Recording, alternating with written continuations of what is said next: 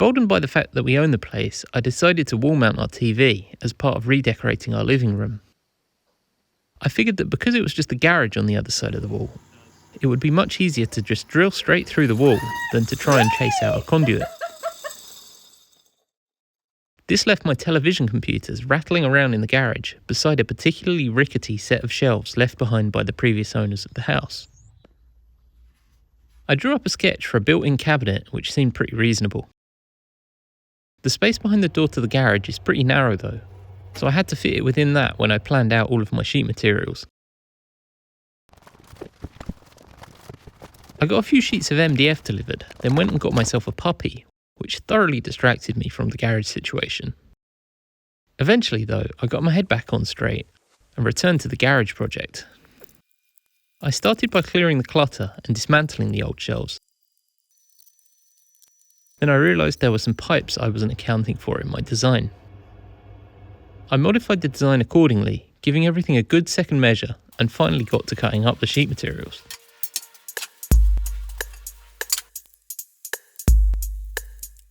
This is where the video becomes who needs a table saw?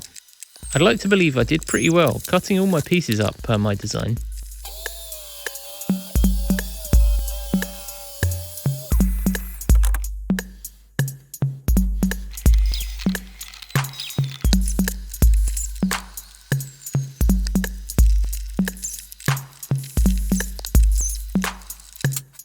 I tried to do as much of the assembly as possible with doweling pegs, which I think would have been fine if my confidence and accuracy were more aligned than they proved to be.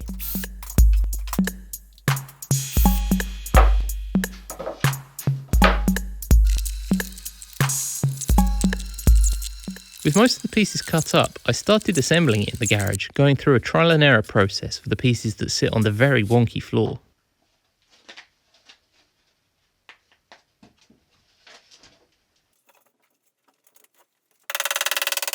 I thought it was going well until I learned that in spite of my repeated measurements, the joists in the ceiling were lower than I expected. So I had to go back and modify some of my dimensions again.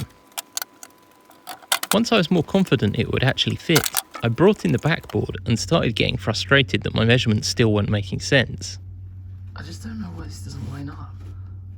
So I brought it all outside to check it against itself, which Frisbee also helped with, then started on the final assembly back in the garage.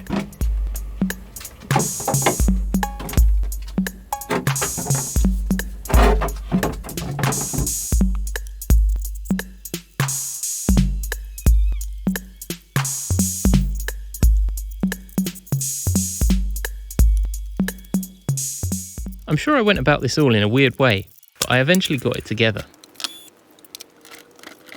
I pulled it back out to do a bit of cable routing, and eventually got the unit anchored into place.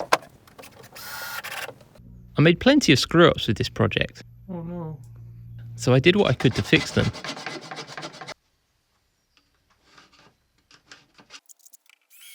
Screwing up my screw-ups,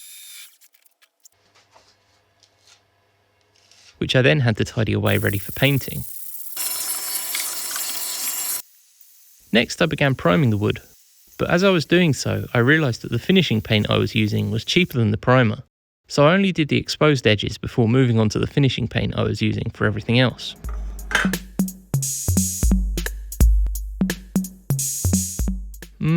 Battleship fresh. Coats 2 and 3 are always easier in the edit, and the whole thing was looking good enough for the hardest bit of the project, figuring out the hinges. I'd like to think, in spite of the wobbliness of this project, that I'm okay at geometry, but the hinge catalogue was not meshing with my brain. I figured it out eventually though, and moved on to the doors. Even with it assembled solidly and painted, everything was still a little weird and wonky. So moving on to the doors, I cut them all slightly too big, then fine-tuned them.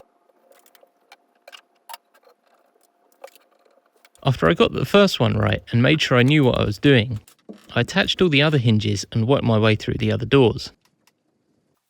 I cut a little finger hole in each door as a pull, then used a roundover bit to make them more user-friendly.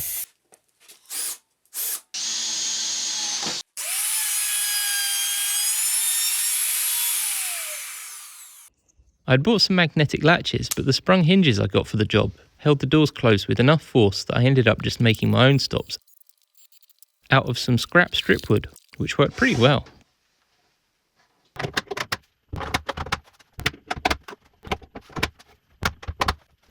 I never really had a plan for how I was going to paint the doors, but I quite like the natural doors against the grey shelves, so I think I'll leave them like this for now.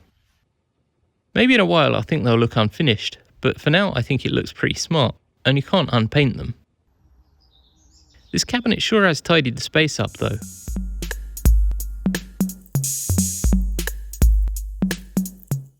And aside from tidying the TV computers, it has even afforded me a little space to unpack a couple more boxes that hadn't been opened since we moved here a year ago.